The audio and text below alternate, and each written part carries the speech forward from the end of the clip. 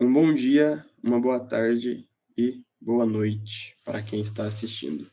Eu me chamo Guilherme Silva de Pada Souza, eu faço engenharia agrícola na Universidade Federal de Lavras. Atualmente eu faço parte do PET da engenharia agrícola e hoje eu vou apresentar para vocês sobre o tema aí de inovações na agricultura. Bom, aqui eu trouxe para vocês um pequeno sumário com alguns tópicos que vão ser apresentados, como introdução, sensores e inteligência artificial, robotização agrícola, drones agrícolas, conclusão e as referências que foram utilizadas. Bom, na parte da introdução, eu quis trazer uma breve, né, um pouco mais simplificada sobre o geral que vai ser apresentado. Eu vou apresentar um pouco para vocês sobre essa parte aí de sensores de inteligência artificial que vão fazer essa coleta de dados e levá-las, né, até o produtor, fazendo com que ele tenha uma tomada de decisão mais rápida e eficiente, uma tomada de decisão mais inteligente, baseada em dados. Essa parte também das tecnologias que vão buscar aumentar a produtividade e eficiência e sustentabilidade no campo, através ali da robotização agrícola, em que você consegue reduzir, né, o uso de defensivos e herbicidas e tudo mais. E também na parte de drones, em que você consegue fazer a identificação de falhas no plantio, monitoramento de estresse hídrico das plantas, ação rápida para evitar as perdas na produção, né? Também utilizando esses índices como NDVI e tudo mais. Bom, próximo tópico aqui, começar para vocês apresentando sobre sensores e inteligência artificial. Aqui no tema eu quis trazer a parte da irrigação inteligente, que ela já é bastante presente na nossa área. Um dos tópicos que são bastante importantes é a parte que você facilita bastante o manejo, né, para o produtor, em que ele não precisa ir até o local para, às vezes, ligar o pivô ou até mesmo ter um controle da sua irrigação, ele consegue fazer tudo isso à distância. Temos exemplos aí de empresas que hoje em dia que já são bastante fortes nessa área, que faz esse tipo de trabalho. No caso aqui, eu trouxe para vocês um exemplo de sensores que são utilizados, um trabalho que eu realizei dentro da UFLA mesmo, uma iniciação científica, em que a gente instalou 4 sensores em 4 pontos diferentes dessa área, em que nessa área ela possui um pivô central, na qual a gente queria ver a variação, né, da umidade ali do solo em segundos. No caso, a gente foi utilizado o aplicativo Zentra, que você consegue instalar pelo seu próprio celular mesmo, que você conecta via Bluetooth com esses sensores e você consegue ter um controle, né, ali, você consegue ver a variação em segundos mesmo de quanto a umidade está variando de acordo com a profundidade do solo. Nesse caso, a gente instalou esses sensores, 3 na esquerda e 3 na direita, em que eles foram na profundidade de 10, 20 e 30 centímetros, em que a gente queria ver qual seria essa variação, né, em segundos até chegar na profundidade ali que a gente almeja e ver se tem que irrigar mais ou se já está bom, às vezes pode irrigar menos, em que a gente vai ter uma análise mais baseada em dados, evitando, né, que você não desperdice água, né, e não gaste o dinheiro que você pode economizar. Bom, agora trazendo um pouco para vocês sobre essa parte de bem-estar animal, também é bastante comum hoje em dia, tanto que você coloca sensores em diferentes pontos ali para você ver como é que está a temperatura e poder ter um controle melhor para que o animal tenha um conforto térmico e não chegue, né, a ter um estresse térmico em que ele pode ter até uma hipotermia ou uma hipertermia e vir a óbito. Nesse caso aqui, eu quis trazer um exemplo que foi de um artigo em parceria com a Embrapa, em que ele instalou um sensor no corredor desse nesse corredor, que daria acesso ao coxo e aos bebedouros, que eles analisariam o monitoramento diário do ganho de peso do animal, na qual o animal ele é identificado com brincoeletrônicos e quando ele passa dentro desse corredor, ele é registrado, avaliado e analisado, né, onde esses dados eles são levados até uma plataforma em que o produtor ali ele consegue ter uma noção, né, mais concreta através desses dados, mais precisa do que está ocorrendo, né, na sua produção, se ele tem que fazer algo diferente ou se está tudo correto. Já nessa segunda imagem é um exemplo de um sensor que foi instalado no cabresto ali, na parte superior da cabeça do animal, em que ele vai medir a frequência respiratória e temperatura do animal, e ele também ele capta radiação solar e umidade relativa do ar. Esse sensor ele é bastante importante, porque como você não está 100% presente, na sua propriedade, você consegue ter um controle melhor, né, desse animal à distância, sabendo se ocorreu algum tipo de problema e se você deve ir até o local para averiguar. Como, por exemplo, se o animal ele foi picado, né, por alguma cobra. Se você tiver com esse tipo de sensor, os dados que vão chegar na sua plataforma vão estar dando que houve uma variação, né, na frequência respiratória muito alta. Então você consegue, né, criar um tipo de alerta ali que vai falar: "Ó, esse animal aqui não está tendo uma frequência respiratória elevada e não está normal". Então você vai até o local e viu o que aconteceu. Às vezes pode ter sido ocasionado também por algum tipo de estresse térmico, em que o animal ficou mais ofegante, né, às vezes o calor e tudo mais. Então você vai até o local e verifica, né, para saber qual que é a situação que está ocasionando esse tipo de variação. Então é bastante importante, porque você acaba prevenindo, né, que o animal venha a óbito. Agora explicando um pouco para você sobre essa parte de sensores e inteligência artificial na parte de Big Data e análise de dados. Nesse caso aqui, foi também um artigo em parceria com a Embrapa, na qual eles quiseram criar uma plataforma, né, um ecossistema de plataforma para a produção de leite, na qual essa plataforma ela foi dividida em 5 camadas, e quais seriam essas 5 camadas? A camada seria a primeira de camada de streaming, a qual ela vai coletar esses dados e fazer uma análise ali mais aprofundada, e ela vai enviar para um tipo de wrapper, que seria esse Kafka Connector, né, que ele vai fazer essa interface, né, e integrar esses dados para a camada de processamento, na qual ela vai fazer toda aquela leitura e fazer todo esse processamento desses dados e enviar até a parte da camada de integração. Na camada de integração, ela é bastante importante, porque ela vai permitir que esses dados heterogêneos sejam levados de uma forma mais holística, né, de uma forma mais simplificada até o proprietário, onde ele vai pegar diferentes tipos de dados e juntá-los em um só. Logo depois vem a camada de fontes externas. Ela é bastante importante, porque ela vai permitir que dados de redes sociais, de sites e tudo mais, também agreguem nas informações dos dados coletados anteriormente. Então vai juntar diversos tipos de dados e fazer com que as informações sejam bastante mais, concretas, né, e mais validadas. Logo depois de tudo isso, é levado até a parte da camada de visualização, que é como você vai entregar para o proprietário. Nesse caso, você pode entregar para ele da forma que ele preferir, em meios de dashboards, painéis criativos, alertas, notificações, depende da maneira que ele escolher.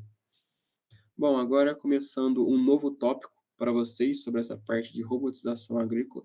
Aqui eu trouxe um exemplo de um maquinário que é a capinadeira autônoma, né, de precisão, no qual esses tipos de maquinário a gente já consegue ver bastante presente em feiras agrícolas, onde a gente vai até o local, a gente já consegue ver essas máquinas já bastante presentes. Nesse caso, como é que essa máquina funciona?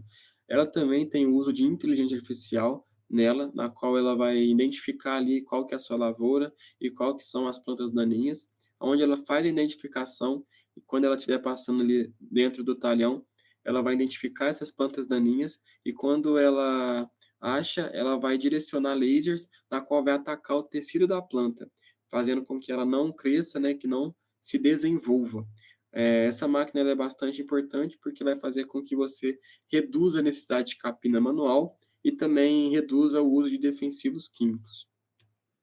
Outro tipo de máquina que eu quis trazer para vocês como exemplo, já é essa colhedora de morango, na qual ela passa também dentro do talhão, ela possui 16 pegadores, na qual eles vão trabalhando e levando, esses morangos até o compartimento ao lado, na qual, esses morangos são levados por um transporte de água, na qual eu vou mostrar para vocês no próximo slide.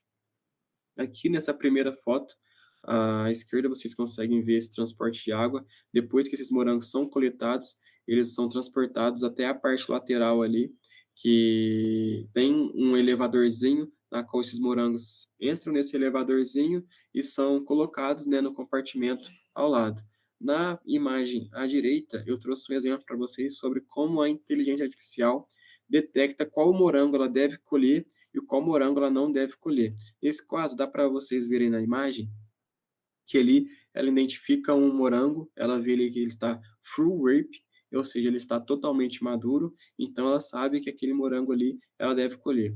Ali, né, já na parte inferior à esquerda, à direita, vocês já conseguem ver que ela detectou um outro tipo de morango, partial ripe, ou seja, que ele está parcialmente maduro.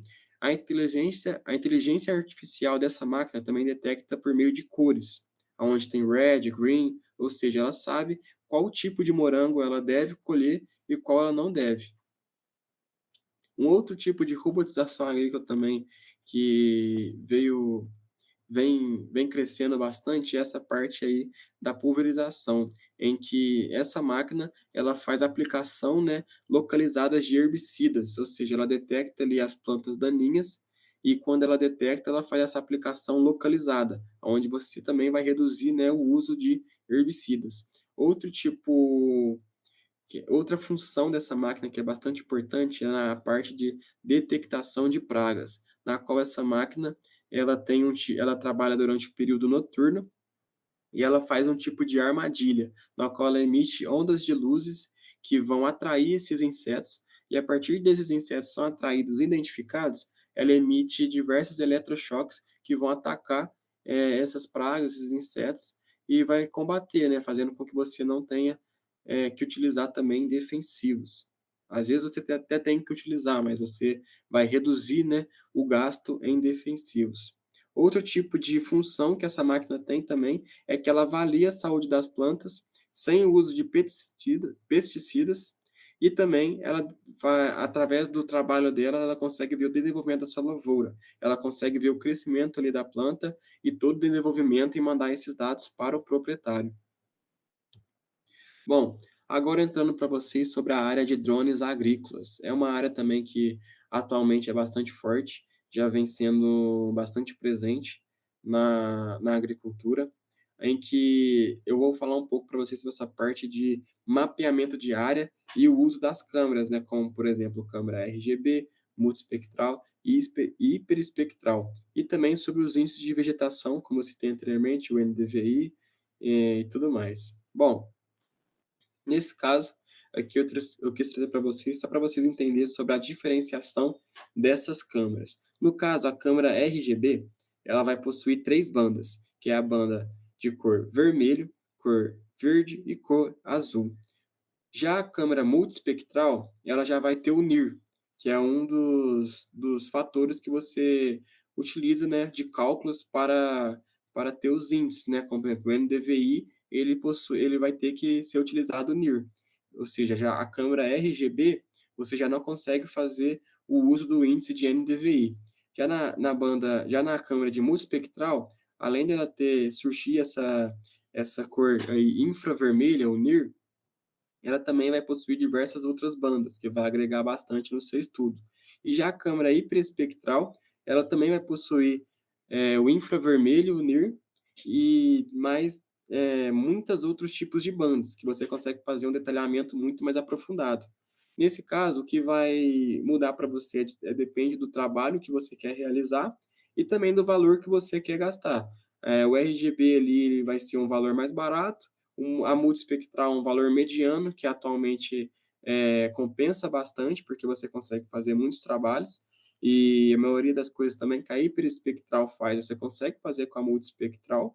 Já a hiperespectral, né, por ter muito mais informações, é uma câmera bem mais cara. Bom, aqui do lado eu trouxe para vocês um exemplo. Nesse caso foi utilizado o NDVI, em que o NDVI, como é que ele funciona? Ele varia de -1 a 1.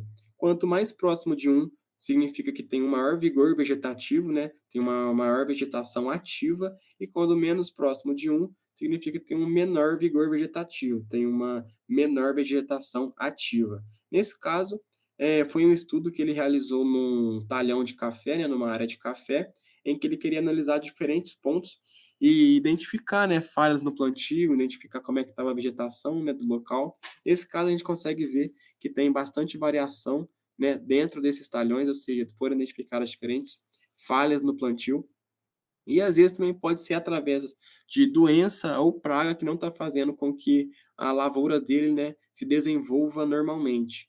A gente consegue ver ali que na parte inferior, a parte verde está bem mais forte do que ali na lateral, que já tem diversas partes mais claras, que não tem uma vegetação ativa muito forte. Então, desse modo, através do NDVI, né, que ele mapeou com o uso de drones agrícolas, né, por exemplo, com a câmera até mesmo multiespectral ou hiperespectral, ele mapeou ali a sua área e, e levou para ele fazer uma análise mais aprofundada e depois ir até o local e ver o que está ocorrendo dentro desses talhões, se é algum tipo de praga, se é algum tipo de doença ou se apenas foi uma falha, né, no plantio. Já aqui trazendo para vocês sobre a parte de pulverização, que já é bastante forte, né, no nosso cenário atual. Aqui, a pulverização ela vai ser bastante importante, porque você consegue chegar em áreas que às vezes o maquinário não chegue, áreas que têm uma inclinação, às vezes topos de morros e tudo mais, que às vezes o maquinário não chega, você consegue chegar com os drones. Você também vai fazer que o operador ali ele tenha menos exposição aos agroquímicos, que hoje em dia também é algo que tem que ser bastante analisado, porque às vezes muitos operadores não se atentam, né, ao prejuízo que esses defensivos podem causar futuramente. Também você consegue também ter uma atenção à temperatura e umidade do ar. Você tem que ver ali, por exemplo, a temperatura ideal para você se aplicar, ela é menor que 30 graus. Você também tem que aplicar entre ventos ali de 3 a 10 quilômetros por hora e uma umidade relativa maior que 50%.